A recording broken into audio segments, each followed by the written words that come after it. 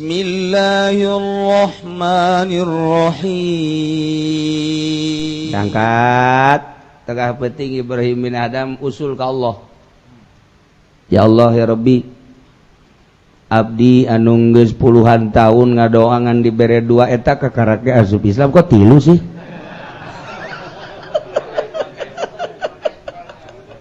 Aduh. Masya Allah tah, kok sekarang itu jeung Allah teh bisa komunikasi langsung. Minta penerangan. Wallah dijawab melalui ilham Ibrahim, anjeun mah keur teu dibere ge ku aing kuat. Sebab teu kudu dahar maneh mah jaka kasih aing.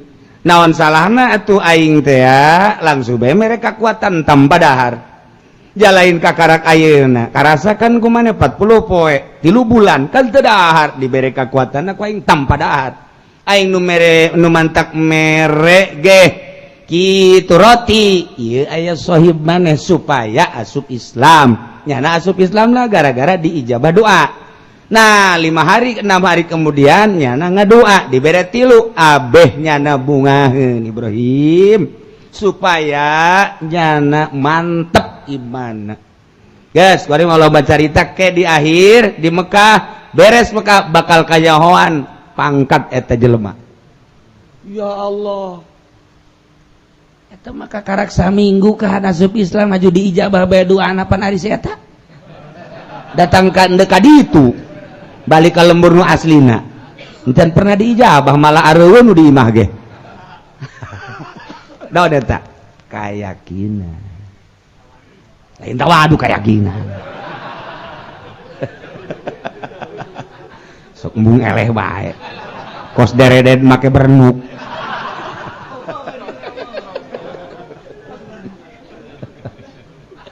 Itu jadi mah deredet na leutik mah gede. Iyalah urang nyaritakeun kayakinan. Eta kakarak segerintil manusia. Encan Tuan Syekh Abdul Qadir, encan Syekh Maghribi, encan Syekh Abu Hasan Asyadzili, Imam Syafi'i, Madzhabul Arba'ah jeung nu lain-lainna ngabogaan sejarah-sejarah anu di mana menta langsung, Ngan jelema nu kos kitu geus mung menta. Isin ka Allah. Deuk naon menta tuh. Tuh. Urang bahasa balik dah. Uyuh bae menta. Wih, teu eureun-eureun. Istighatsah. Istaghitsuna rabbakum. PDI hayang menang istighatsah. Golkar hayang menang istighatsah. Dipimpin ku Kiai Haji Fudhali. Istighatsahan kos kitu. Masalah sih berjuang. Masalah ngaranna ge berjuang, adapun maksud perjuangan itu masing-masing mau dibejakeun. Nah, ieu nu mantap Gusti Allah nyaritakeun al-insanu sirri wa ana sirruh. Manusia adalah rahasia kaula rahasia insan, rahasiaku adalah rahasiamu. Lain sambarangan yang datang kadinya. Antak kudu gabogaan ilmu batin. Ilam anna ilmal batin sirrun bin sirri, sajana ilmu batin rahasia tidak rahasia kau. Antak keur ieu loba tah di dieu magahan ilmu batin. Asal orang peureum haju leungeun kieu haju ditahan. Jeblag gabe kebatinan eta aja pendek. Tapi lamun musuhna teu marah atuh nyana nu ngajeblag. Lain ilmu batin eta tambah kebatinan jeblag disebutna. Ieu mah ilmu batin, al ilmu billah ad-dalu 'ala Allah asy-syahidul lahu bit-tauhid.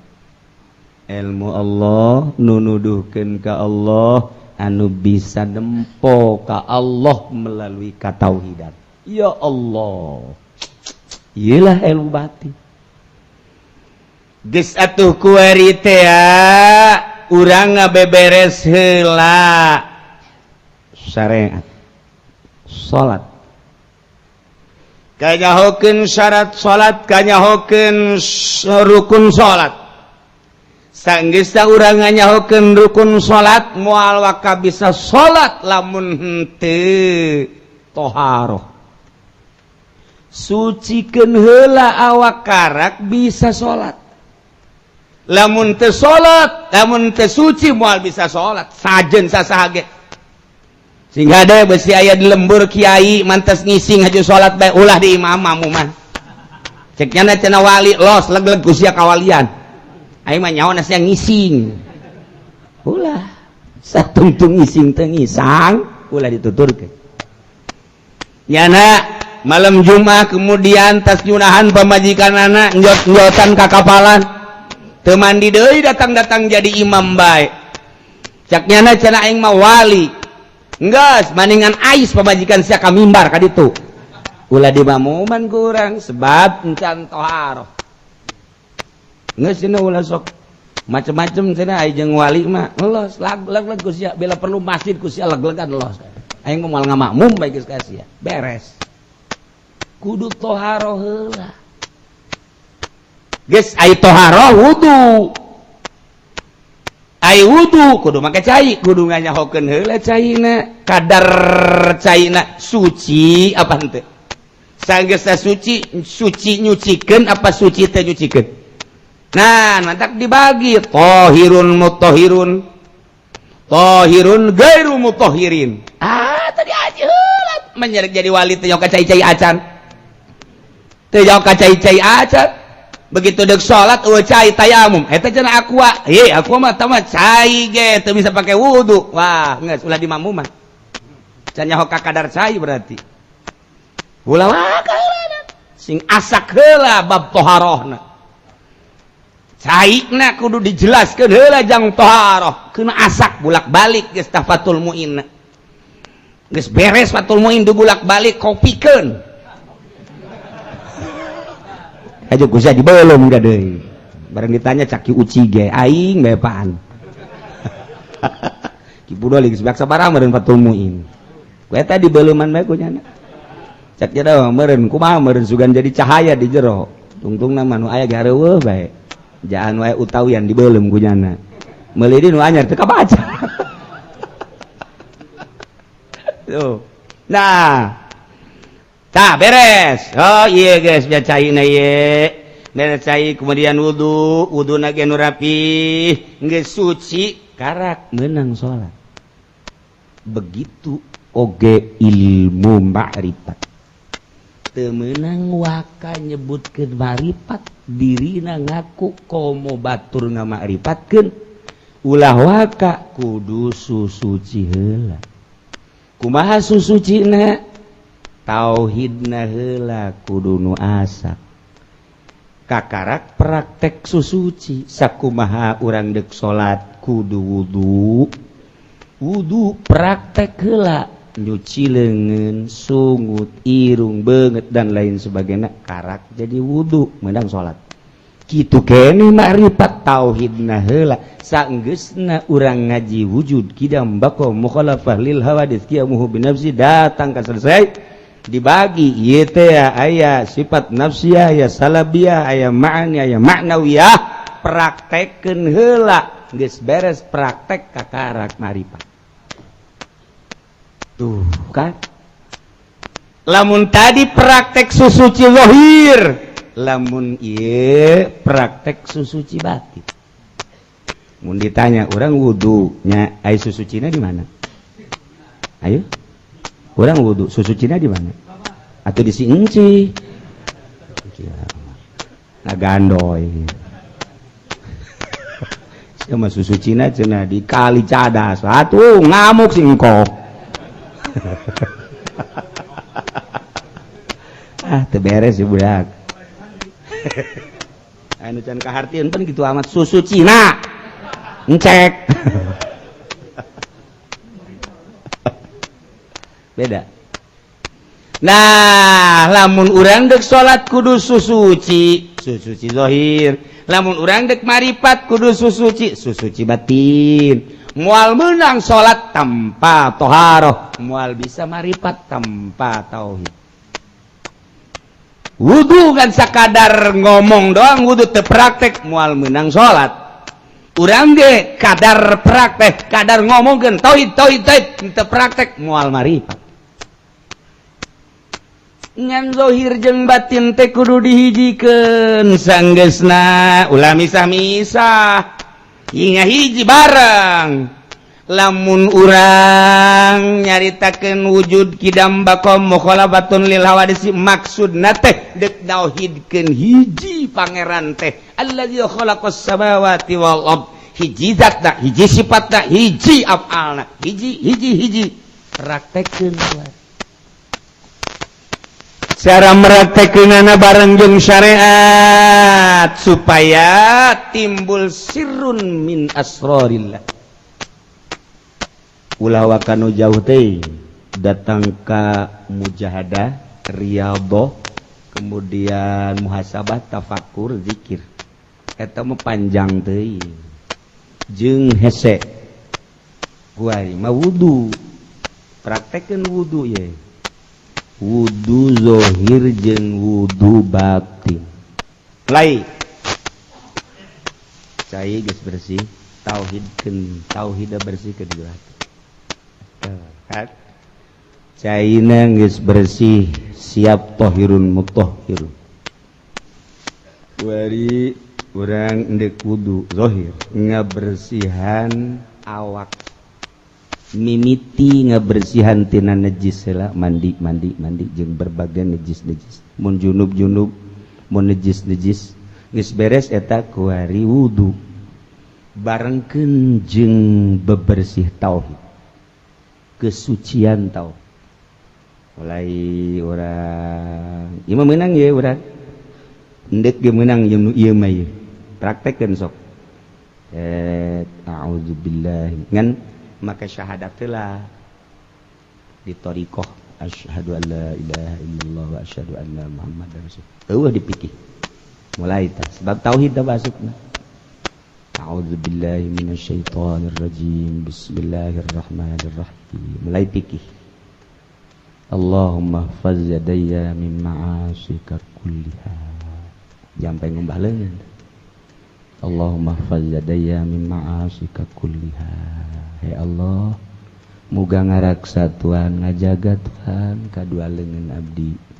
Min ma'asika tina maksiat, seluruh permaksiatan ka Gusti. Zahir efek-efekna kan jero hate urang mulai lempengkeun ya Allah ya Rabbi bere abdi kesucian batin tina maksiat-maksiat anu ngahalangan kana kesucian tauhid abdi, jauhkeun abdi Gusti tina dunia, ulah dibere resep abdi kana dunia. Sakumaha syariat ngabersihan leungeun urang jero hate kekepret kana dunia endek kitu moal sok teh ayo ulah sok ngomong wali beta wudu geus sia cat becus sakali deui. Asyhadu an la ilaha illallah wa asyhadu anna muhammadar rasulullah bagian qalbu. A'udzubillahi minasyaitonir rajim. Bismillahirrahmanirrahim. Allahumma hfaz yadayya min ma'asika kulliha. Zahir. Pangjagakeun Gusti dua leungeun abdi tina seluruh permaksiatan nu bakal ngahalangan ka Gusti kulliha sakabeh permaksiatan. Hate urang main. Ya Allah ya Rabbi sucikeun tauhid abdi ka Gusti. Gusti teh hiji zatna, hiji sifatna, hiji af'alna. Bere abdi ulah resep kana dunia. Seluruh dunia. Ulah aya sebab eta adalah anu ngahalangan usul ka Gusti. Sok unggal wudu kos kitu malah yang dagang sih. Geus moal bisa ti heula bae pisan puguh. Geus kaluar ti heula lah. Atuh can lalaon geus kos kitu. Boro-boro jadi wali. Lantak lain babari, wudu dah heula. Oh kira. Ya Allah ya Rabbi. geus tah tegetkeun tah praktekkeun kurang kan di jerona abdi ulah dibere resep engkena kan dagang sabodo tani sabodo aya geus dibere resep sagala rupat sabodo nu aya ge los kan lamun diijabah ku Allah nah duh cenah kieu beusi miskin ulah beusi miskin sebab eta mah geus aya tulisanna di Lauhil Mahfuz sia mah kitu bae sih berarti teh mah setengah hate tengah doa beusi miskin berarti hayang keleh atuh berarti lalu kalau besi miskin tak can jadi can plong-plongan wuduna ndek kumaha jadi wali terapkeun ya ieu hayang sirrun min sirri ulah dibaca doang praktek geus tenget ndek tuh bangun maroal atuh sia mah besi miskin kan inget ka pamajikan ka anak kan moal gurangan harta mah Syekh Maulana Hasanuddin pasti wuduna kos kitu jasugi Syekh Syarif Hidayatullah pasti wuduna kos kitu jasugi Imam Syafi'i wuduna kos kitu pan sugi sia mah henteu kos kitu jas susah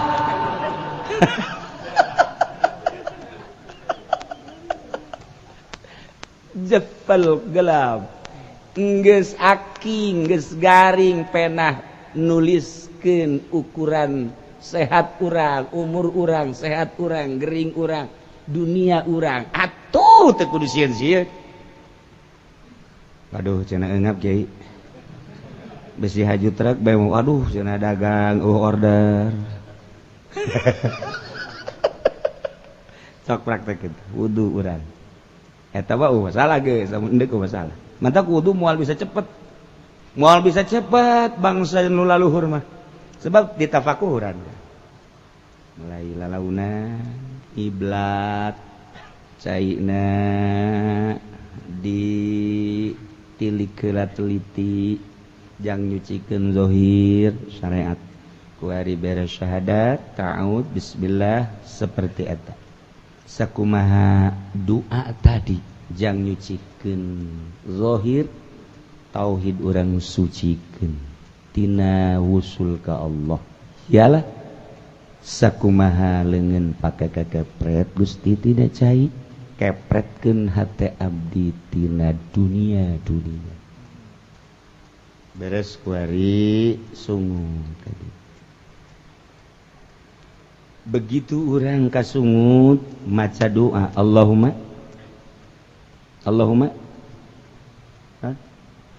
doa kaparat tiga sungut Allahumma ini ala zikrika wa syukrika suci baju terus enggak kan gitu iya mesti can apal kene Allahumma ini ala zikrika Allahumma a'inni ala tilawati kitabika syukrika terus tak etakan lisan jangan bersihan sungut di jero hate urang main Gusti eueuh deui nu pangmulya-mulyana iwal ti kalam Gusti jeung nyebut Gusti jauhkeun sungut abdi tina ucapan-ucapan salian ka Gusti renungkeun bari ka sungut Allahumma inni ala tilawati zikra ala wa syukri qadwah beres sok kira bari direnung tauhid urang suci ke sungut irung Allahumma arihni raihatal jannat Allahumma arihni raihatal jannati terus naon aja Bandi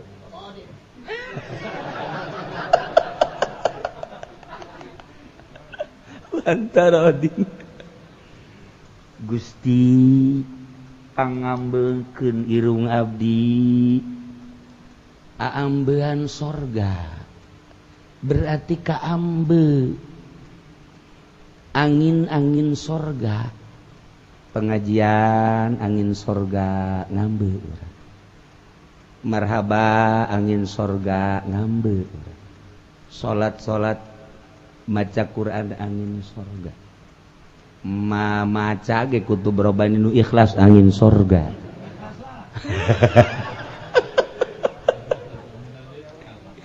penta ku urang mantap eta urang begitu nyongsrong hayang ngaji bae hayang maca Quran hayang maca salat eta urang teh geus ngambe irung urang irung kolbu urang kolbu pan dibersihan ya eta teh ngambe ieu mantak ngaji irung urang nu ngambe irung kolbu ngambe raihatal jannah wa anta anni radin ngambe kan ku urang tanya ge sia nu kunaon mantak ngaji ye aing mah ngambe angin sorga sia sarua sia yang mah dicarekan kudu di mah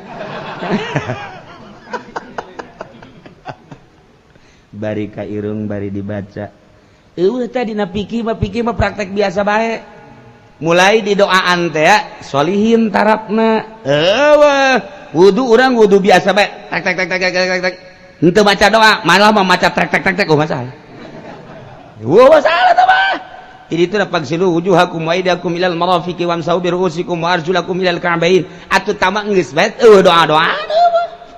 doa mulai diatur supaya nyambung qalbu jeung zahir batin jeung zahir itu supaya jadi sirrun min sirri Allahumma arihni raihatal jannah bari diserap ceuk zahirna sebrengkeun kakek mun haji pendi aya nu hejoan masalah guys nggak, malah di hati orang sakalian lain jadi wali ribut aja nama watas wudu gelut baik nanti wudu nake sorangan hina-hinan sorangan nyepi orang wudu sebab naon ini ke Allah ima wudu ngaji geus wudu ngos kan ada emang ngaji lah ulah ngomong atuh salat leutik wudu tileletik salat lagi ketubuhan sanat beres enggak salat enggak salat dohor seberapa rakaat 2 bae lah sajeuna sakeuna mah keur leumpangan meureun di jama ieu ge dek SMA sakeuna lah meunang di jama pan eueuh dina kitabna tuh mantak nyaon nyieun nu anyar wah ya budak nikung ye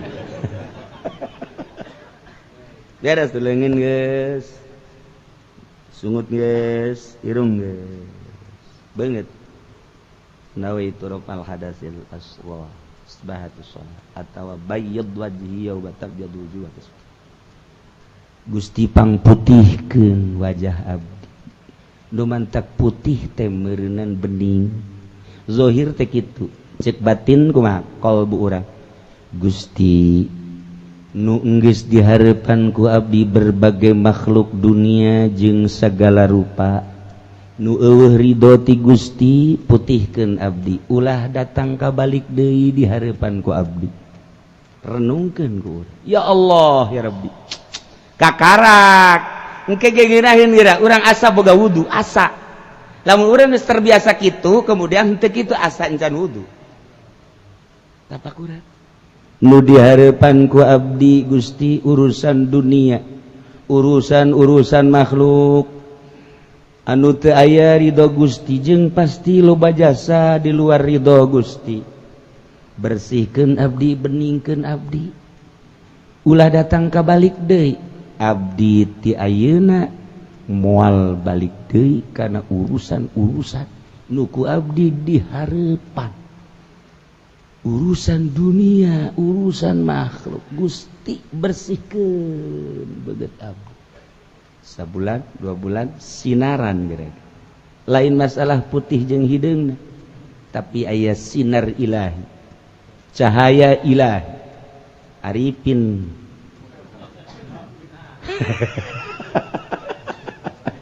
cahaya ilahi sinar ilahi deui nyadar cahaya ilahian bakal katempo gerage jelema laleumpang dek kamarana ta jelema deungdok maksudna isuk-isuk mani bring-bringan kitu hanya untuk sebuah jabatan sebuah sesuap nasi aya ridho Gusti henteu kebal-kebal kitu urang kan kuari mah henteu malah urang balap jeung nyana balap urang lamun geus diijabah doa putihkeun abdi beningkeun abdi zahir banget abdi bayyad wajhi yauma tabyaddu wujuh wa taswaddu wujuh jaga di akhirat nu mantak yauma tabyaddu wujuh wa taswaddu wujuh teh berarti kan eta teh ketauhidan. Tauhid urang teh sucikeun Gusti. Dunia nu geus dihareupan ku abdi, makhluk geus dihareupan ku abdi. Nu eueuh ridho Gusti nu ku abdi dihareupan, sucikeun abdi, bersihkeun abdi Gusti. Moal deui abdi ngahareupan anu kos kitu Gusti. Rugi abdi ngahareupan dunia, ngahareupan makhluk tanpa aya ridho Gusti. Bayyad wajhi yauma tabyaddu wujuh wa taswaddu wujuh. Sok geura ge, mantak angel ngalawuduna. Allahumma bayyid wajhi yauma ngarenung sakumaha tadi.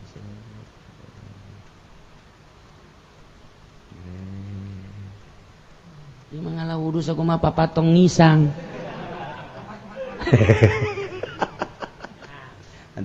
Nu mata kajahoan ge jelema teh kajahoan atuh dina wudu da ge kan kadele ku ahli nama geus teu kudu hese-hese. Da jelema wudu teh kadele kan pagawean urang teh aya di batur. Oh bener. Bagus teh budak. Geus. Atuh ieu mah mana bisa tuh.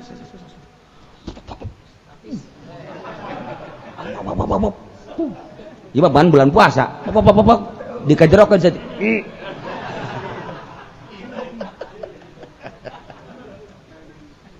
Geus ku ahli lah kajawan dina wuduna keneh. Endeu kayang sirrun min sirri. Nah ieu dibuka ieu rahasia. Urang lamun bisa rek praktek ngan lalaunan. Lalaunan ieu mah masalah ieu mah ieu. Masalah ieu mah sebab ieu mah pagawean sehari-hari kan. Pagawean sehari-hari sok bisa teu madukeun zahir jeung batin. Ieu teh beda aya inna ilmal batin sirrun min sirri. Tapi teu babari. Kumaha teu babarina aj'aluhu fi qalbi ibadi nu kukula diasupkeun dijadikeun ka jero hate hamba kaula sarajan kuari dijelaskeun ai ku Allah teh dibere mah henteu bae. Begitu deuk wudu naon kareta di cek kiai teh nya. Naon kareta di teh? Naon kareta di? Tah hese bae teu boga bagian mah. Atawa sarajan inget lah kiai ieu teh bajang kiai aing mah lain kiai ieu. Henteu geus teu bagian. Tok kira renung-renung kurang dekat Allah. Nah, iya mah masalah ya, ieu mah dipraktekkeun ku urang ye. Tuh, kakarak ge datang ka beungeut.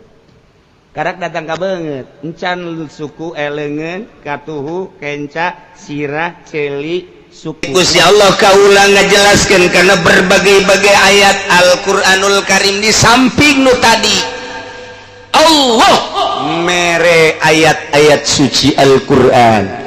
Begitu disampaikan ke kufar Mekah, maksud Gusti Allah liyatabiru supaya jadi contoh, supaya jadi itibar, supaya ngalep manfaat iman ka Allah, iman ka Kangjeng Rasulullah. Nu dimaksud ku Gusti Allah teh kos kitu. Begitu Kangjeng Nabi nyampaikeun amanat-amanat tabligh ngaranna ayat-ayat suci Al-Qur'anul Karim disampaikan ke kufar-kufar Mekah, berakibat ujung-ujungna waliyaqulu darasta.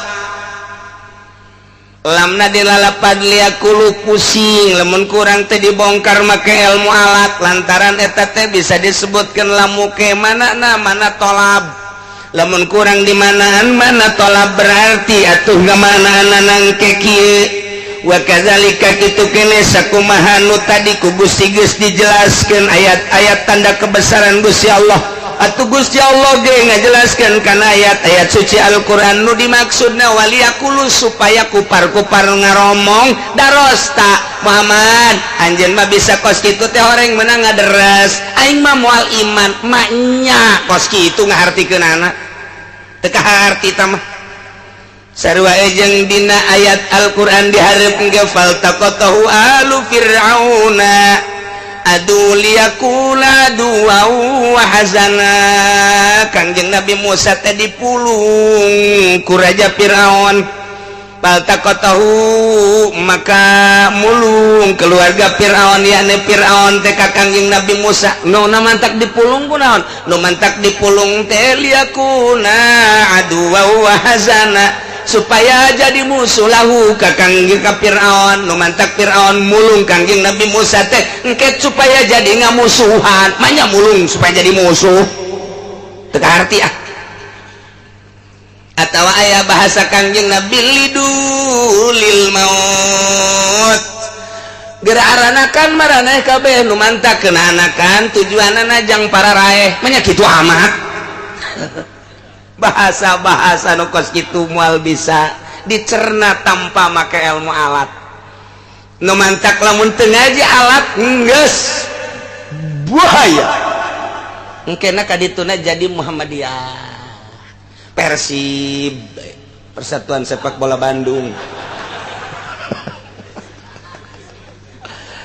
mal beres aduh kadituna PKS kunanya nek kiai ngomong-ngomong PKS bagus cecak banget sia mah teu nyaho ka jejeroanana di jerona leuwih dahsyat tibatan Muhammadiyah PKS baheula Muhammadiyah mah tilok nyaritakeun bahwa tolak tilu jadi hiji gara-gara ya PKS nyusup ka tubuh pemerintah tolak tilu jadi hiji tak PKS luantak aing sok nyinggung PKS ditampilin sia ku aing teu naon sia mah naon tah jeung loba-loba deui 10 nu bakal dirobah Gus Dur padu nyaritakeun hati-hati dengan PKS cukup sakitu aya naon ieu ieu mesti tilok ngamati Gus Dur sih gali kualitas hudangkeun deui Gus Dur tulangna coba bejakeun tanya ta Gus Dur tuh Gus Dur geus leuwih teu hati-hati dengan PKS ya naon ya jeung PKS ya naon teu ngomongna naon nya horenganan langkah-langkahna ngarusak ahli sunnah wal jamaah kos kitu di mauk mah PKS dipilih partainya boloon da urang mauk pan bisa nyebutkan boloon apanya nama kadatangan ku Maulana Hasanuddin Syekh Maulana Hasanuddin dakwahna datang ka mauk milih partainya PKS urang mauk teu beunta mata hatena tolol teh mauk aja mengkonon dia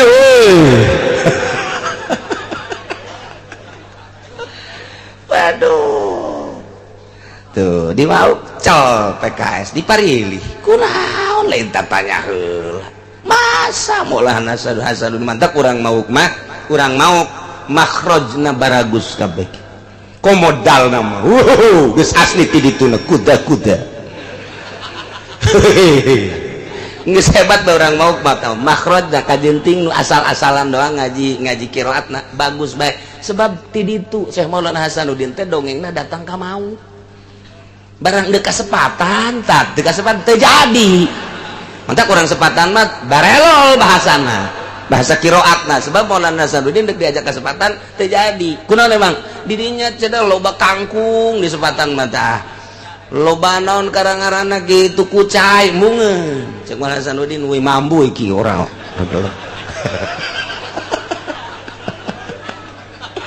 ora cek Maulana Hasanuddin wis comeback bae ning Banten lah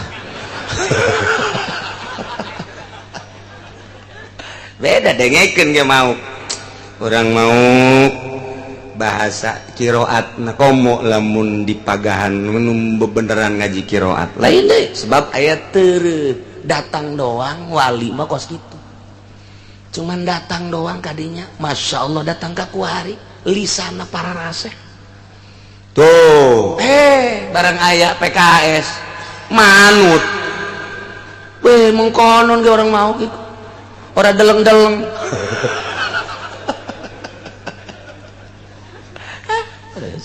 emang jauh mau mah kos gitu hampura bae mau ya Allah ya Rabbi nah iya wa kadzalika nusarriful ayati jadi selamna lamu ke makna akibat geus lil akibat mantap kadieuna tuh ditafsiran ku Imam Jalal ail kufar fi akibatil amri Masya Allah ai kadituna walinubayinahu lamna tetep lam hakikat nu jadi permasalahan di jamul jawame lamun ayat 2 lam ngarendeng kos ieu hiji liakulu nomor kedua linubayinahu nu diheulakeun majaz lu panderi hakikat iyalah nu jadi masalah kok heulakeun majaz manderikeun hakikat aing mistina mah hakikat heula kakarak majaz mun urang ditanyakeun kos kitu datang ke botak sariawan mau bisa ngajawab botak itu sariawan itu ngajawab itu tunggu eta Al-Quran teh kos kari ese jasa mantak tuh beda gue ke polos sorangan eta bisa ngejelaskan gitu pan tafsir ada fi akibatil amri oh berarti lam lil akibat geus panjang teh majaz ka dituna lam nama tetep bae lam amr lam muke maknana mana akibat majaz tina lam tolab kemudian kuari kana lil akibat majaz nu kos kitu ngaranna berjalan dina lam huruf berarti deuleu engke dina samarkondina termasuk kana majaz naon tinggal di kitu-kitu bae teh urang lamun ngaji alat mah taktik puyeng tutup beres kurang ditutup puyeng aing aduh masya Allah singkat nabayatuh yang malam lil akibat geus ngalempengkeunana kieu wallahu alam bimuradi sakumaha tadi Gusti Allah ngajelaskeun kana ayat-ayat tanda sebagai kemahakawasaan Gusti Allah nusarriful ayati kaulan agung cek Gusti Allah ngajelaskeun kana ayat-ayat suci Al-Qur'anul Karim supaya manusia nyeun contoh hiji nomor kedua waliyakulu ujung-ujungna barang Kangjeng Nabi ngajelaskeun tentang ayat suci Al-Quran berakibat lain kumaha kitu ngararomongna darosta kan lempeng tah ngeunah maksudna kumaha Muhammad lah aing janya urusan hirup si Ahmad ulah sok sosohoreun si Ahmad cek sia cenah Al-Quran teh ti Allah ti Gusti Allah wahyu segala naon kos aing teh nyaho bae apaan sia cicing di kamar bae eta teh apaan sia macaan kitab-kitab nu bara heula ku sia aju sanggeus ku sia kapaham kitab-kitab kuno nu bara heula teh aju ku sia kapan eta teh dirangkaikeun jadilah Al-Quran kos aing teh nyaho bae tuh pandeu kumaha coba deuk kumaha coba ya ih Kangjeng Nabi pan aing mah di kamar ge kholwah tafakur kok bisa kos kitu sangkaan jelema kos kitu sok macem-macem segala Quran segala ti Allah segala wahyu segala ada kuasa aing teu nyaho bae siap budak kamari ieu alah mat pan sia ngejedog di jero kamar bejana lain di kamar bae pan sia ka gunung jambung ka nyahoan macaan kitab-kitab kuno setelah kusia dibaca kusia dirangkaikan jadilah Al-Quran dibejakeun ka kami yo kitab ti Gusti Allah ngomong naon si Ahmad kadadengkeun takus urang bojong ngomong naon aduh udah sok sambarangan si Ahmad kos kitu ngomong segala ti Gusti si Gusti kumaha Kangjeng Nabi hatena manusiawi Kangjeng Nabi ji Kangjeng Nabi ti Gusti Allah tapi make dipajar menang sorangan kene bae kideug Kangjeng Nabi buang kawarah amat si kupar Mekah tuh dibere wahyu tetep bae ngagilak kene bae atuh komo kuari ngan sakadar dibacakeun doang ngagarilek nu teu salat tetep teu salat tu judi tetep juli geus dibejakeun kredit haram yang kredit bae atuh meujeun eta mah kos kitu mah da baheula ge ku per Mekah di bejaan ieu wahyu ti Gusti Allah teh pajar bibisanan Muhammad hiji walinubainahu liqaumi ya'lamun jeung kami ngajelaskeun kana ayat-ayat suci Al-Qur'anul Karim melalui Kangjeng Nabi melalui Nabi kaula Muhammad tujuanana supaya kami ngajelaskeun kana Al-Qur'an bahwa ieu teh wahyu ti Gusti Allah kasaha liqaumi ya'lamun jang kaum anu nyarahon nu sadar bahwa ieu teh Al-Qur'an teh kitab suci menang ti Gusti Allah jadi wahyu Nah mantak dirinya mulai dua bagian horeng aya nu teu iman aya teu iman mah geus sabisa-bisanya ngomongna jijienan Muhammad lah rekayasa Muhammad lah bohong lah Muhammad mah emang geus teu iman tapi nu iman mah begitu turun ayat dibejakeun nyulusup ka jero hate oh ieu mah lain bahasa manusia Al-Qur'an asa can pernah ngadenge bahasa-bahasa kos kieu mah indahna nikmatna ngeunah-ngeunahna Al-Qur'an mah duh pohara jasa urang Mekah teh nu kafir teh ngadenge lain bahasa manusia ieu mah kajen kuku mage iman aya nu teu iman mah eta teh tadi jijieun Muhammad le rekayasa Muhammad kajen teh kuku mage meunang Muhammad ka eta kabagi jelema teh baheula teh kos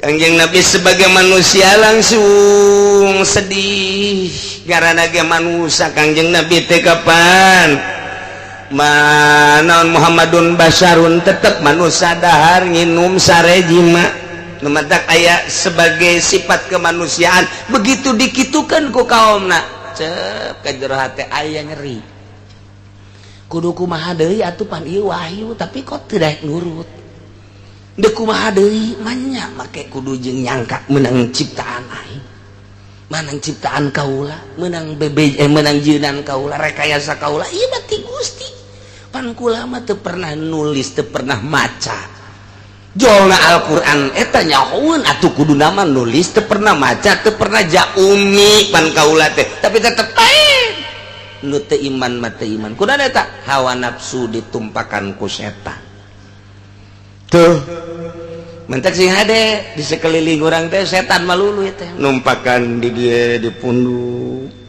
di celi setan teh di mata setan teh di irung setan di sungu setan pinuh setan betaheun setan di awak urang komo di awewe mah di konde pagedena setan numpakannya njot-njotan di konde di dada di dia numpak di dia di dada komo lamun lempang di endut-endut gue nih waduh dibujur di dia itu setan malu mentak sing ada setan mah terus baik ngagoda urang terus baik tetapi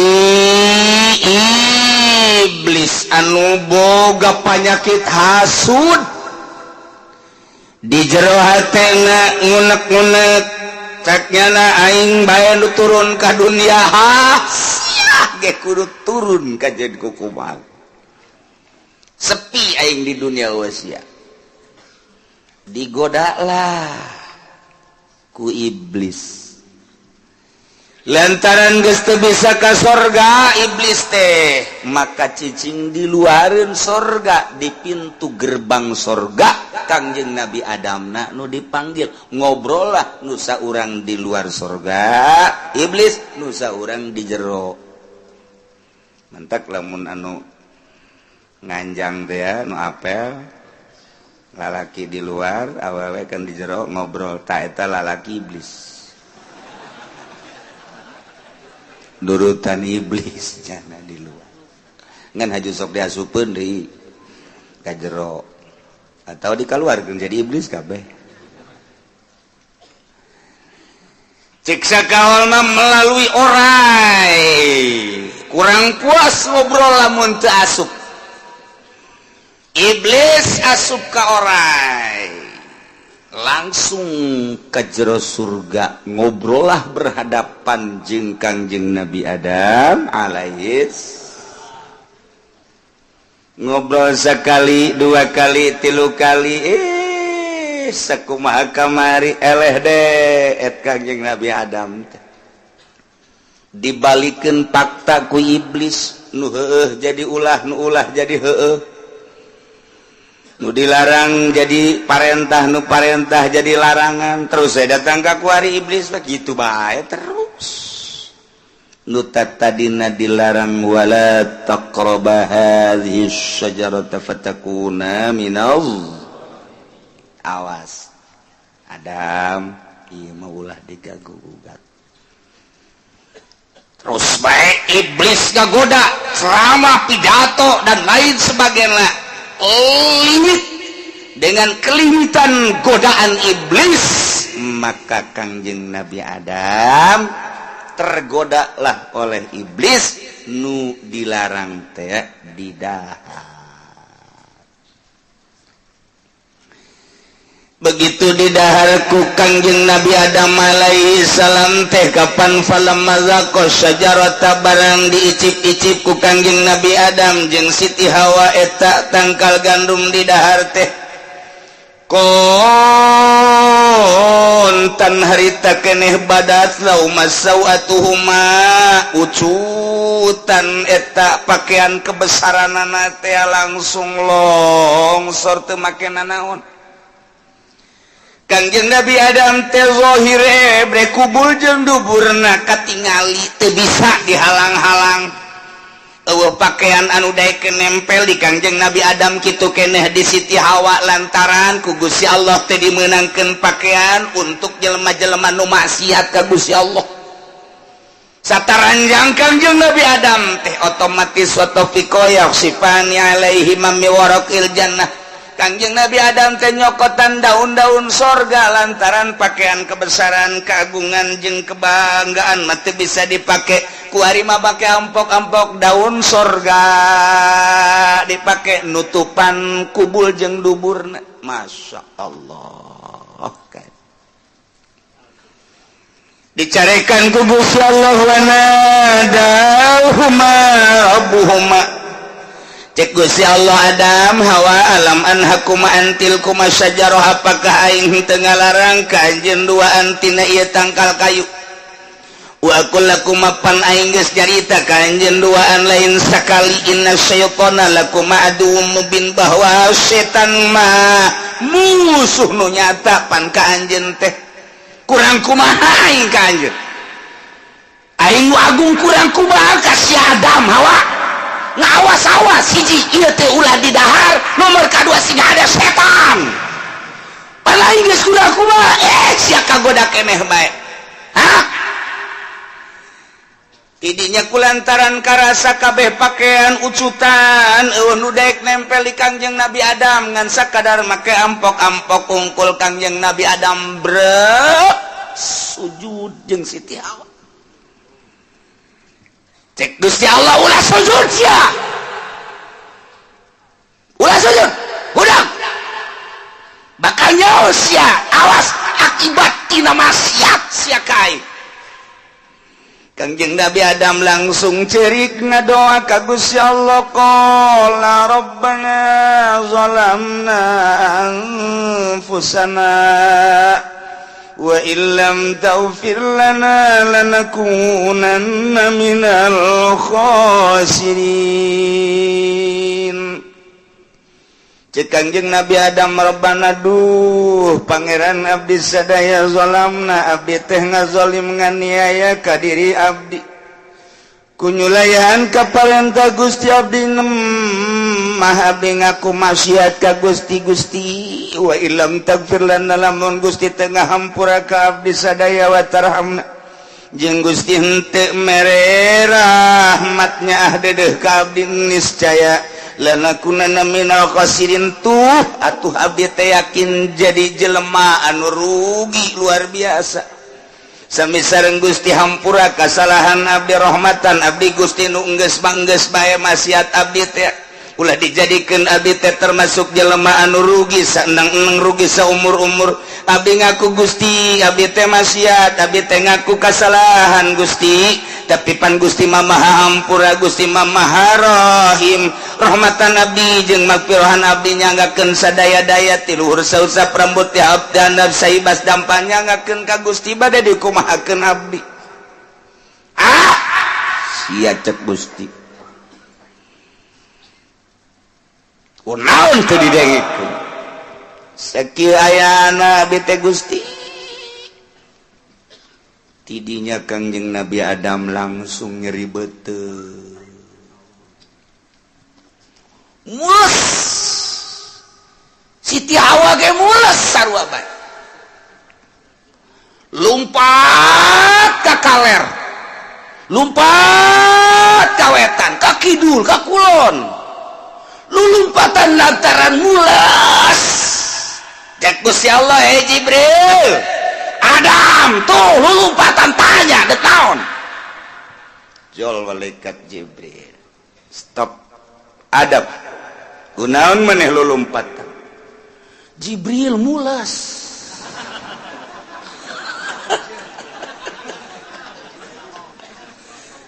teka artieun ku malaikat mules naon ih mules ieu aya nu deuk kaluar atuh kaluarkeun di mana Jibril deuk dikaluarkeun anak atuh terserah coba pilih apakah deuk dipermadani apakah deuk di luhur kasur apakah deuk di handapeun tangkal kayu anu rindang nu dihandapna indah apakah deuk di anhar bangawan sok Jibril teu pararantes ieu mah lantaran ieu mah pasti pasti naon lain deui mah nu kaluar ieu mah asana lain deui kok jadi kieu sih kunaon emang cek Kangjeng Nabi Adam teh dipersilakeun abdi di sorga minuman kadaharan yang sajabana iwal ti ieu nu dilarang ku Gusti Allah pan anjeun ge nyaho Jibril ieu mah dilarang ieu mah sia mun di dahar mules beuteng ke kaluarna jadi tai nu mantak teh atuh ieu teu pantes di sorga mah nya di sorga aya WC teu bisa di sorga mah lain sorga tuh aya WC mah hotel bintang 5 tambahan di 2 bintang 7 tetep bae aya WC-an bae lamun urang ningali perhotelan sadunia di Abu Dhabi nu termewah di dunia sapoena eta teh kapan 100 juta deuk saha nu hees di dinya sapoe 100 juta tah pan sapeutingna 100 juta sapoe sapeutingna 100 juta di ditu mah ku lagi ngan sapeuting ari tadi ditu aja bebeakan di Jakarta mah hotel Hilton, hotel HI dan hotel-hotel lain moal aya bintang 5 sekalipun di urang teh moal aya nu 100 juta paling jago di urang teh 10 juta paling jago geus paling jago sapoe sapeuting teh sakitu mewah da luar biasa ka Yordan ka Mesir moal aya tapi di Abu Dhabi diciptakan sedemikian rupa untuk perkumpulan orang-orang nomor 1 di dunia anu datang kadinya ada ge eta adalah pemain-pemain kelas dunia anu urusan perdagangan minyak bangsa tuan-tuan minyak Arab, Amerika, Australia termasuk nu datang kadinya teh anu sok jual beli senjata jual beli nuklir istirahatna di dinya kok bisa mahal sih Kiai di dinya mah serba emas WC na emas WC emas WC atuh eta mun WC na emas atuh komo tempat tidurna haju titah milih datang kadinya titah milih awewe unggal nagara aya ieu geus gulak-gilek sataranjang kabeh tinggal milih we urang nu mana kula mah harita nyokot bojong belah ieu sabangsa jeung aing ya di dunia ini model kos sekarang itu na'udzubillah min dzalik wa min dzalik artinya sehebat seindah seutama-utamanya di dunia tetap bae ngising jane wae lain sorga tuh ngising urang ngabangun imah puluhan miliar diciptakan secara surgawi diindah-indah kurang taman dan lain sebagainya cai sing kolocor hewan dan lain sebagainya dimimiti hewan-hewan lauk anu araraya hewan-hewan kampung maya tambahan hewan-hewan anu bengis tur lingas mau macan gajah buaya diayakeun supaya jadi sorga tetap wayah nyeri beuteung ngising bae lain sorga tuh kos gitu mah sorga nanti di dunia mah ulah ciptakeun sorga lantaran tetap bae ngising bae nah ya Kangjeng Nabi Adam teh lulumpatan horenganan dek ngising.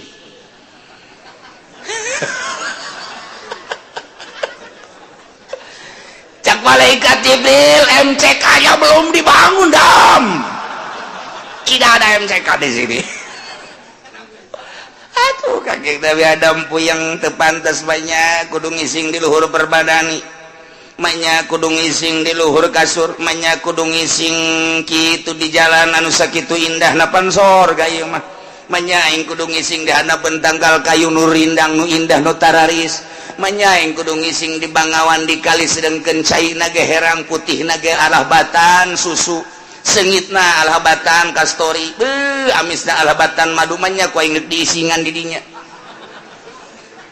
atuh teu bisa emangna kali cadas diisingan ge pantes sama kali cadas di dia nu ngising di dia nu mandi atuh cadas ngaranna ge di ditu nu ngisikan atuh los mentak hararideung urang cadas mah sorga pa dieu mah masyaallah. Kangjeng Nabi Adam kacaritakeun terus bae muter teureun-eureun lantaran ieu azab pilara nu di jero beuteung teh lantaran maksiat deuk dikaluarkeunna teu pantes. Ai kudu dikaluarkeun mah tu bisa bae jeung Siti Hawa teh ngan teu pararantes ditahan ku Kangjeng Nabi Adam. Nu mantak ditanya ku Gusti Allah, Adam, kadieu sia?" "Abdi Gusti." "Kunaon ieu maneh make di dahar?" "Abdi nu mantak ngadahar ke disuguhan ku pamajikan abdi Hawa. Mun teu gara-gara pamajikan abdi nyuguhan ka abdi mah abdi memoal diala ku pamajikan abdi haju dikemas sedemikian rupa disuguhkeun ka abdi tah nu deuk disalahkeun ka pamajikan abdi." Alah. Tak ciga deh orang bawa pemajikan teh. Besi salah nyuguhan. Iya. Urang mangeunah-ngeunah, daharmu mantep jasa ai geus dahar ditanya ka ieu bona ti warung. Sial teh pemajikan blon. Urang deuk nyarekan pan geus datang ka beheung sangu. Haji urang saruana geus satu isuk ngabon deui bae.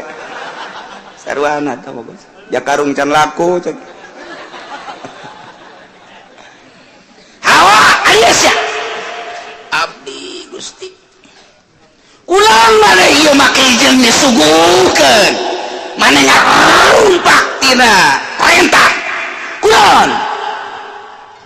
Abdi teh ieu teh gara-garana mah orai Gusti datang ka abdi haju eta orai teh ngabibita ka abdi. Mana orangna? Tuh keur ngaringkuk di juru sorga. Orai kadieu sia. Orai datang abdi Gusti hampura abdi mah lain makhluk sorga sebenarnya mah. Wawanianan sia. Aya nu nitah Gusti. Saha nu nitah sia? Iblis. Mana iblisna? Nyaho si eta mah teu puguh. Lompatan hihiberan nya nama aya kahayang sok datang nya nama teu aya kahayang mah puan eueuh nya nama kitu bae ti baheula percis kos DPR.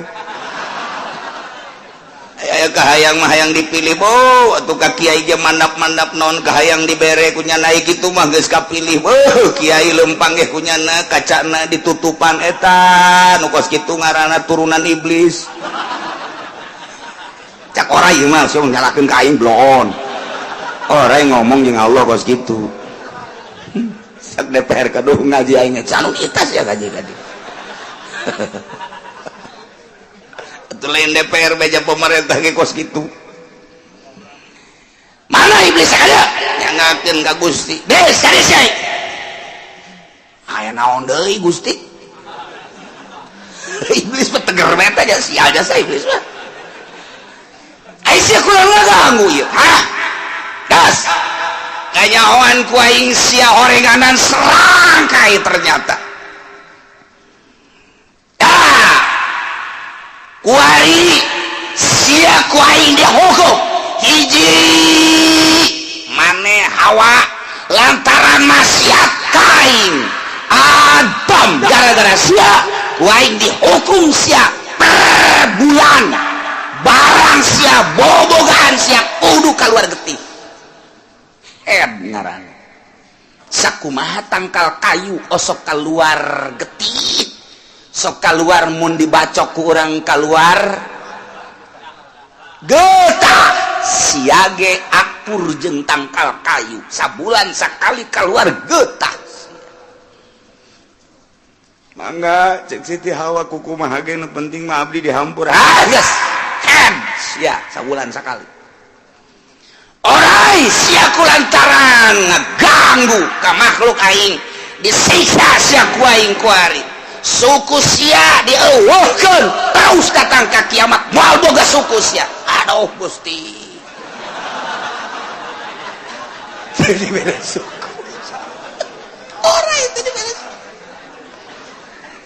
pokona sia ngahareup nu kangen tetep kudu make beuteung jeung beureut sia be suku sia siksa lantaran sia ngaganggu ka hamba aing nyangakeun Gusti abdi mah nu penting abdi ulah dikanarakakeun abdi mah ulah dikanarakakeun ulah disambarutkeun jeung setan jeung iblis abdi mah embung abdi mah ngan sakadar jadi kendaraan doang amankeun abdi aman sia nu penting moal boga suku moal nyangakeun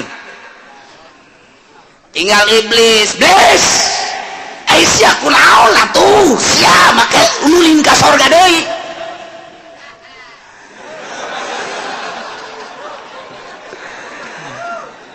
resep abdi eueuh ganggueun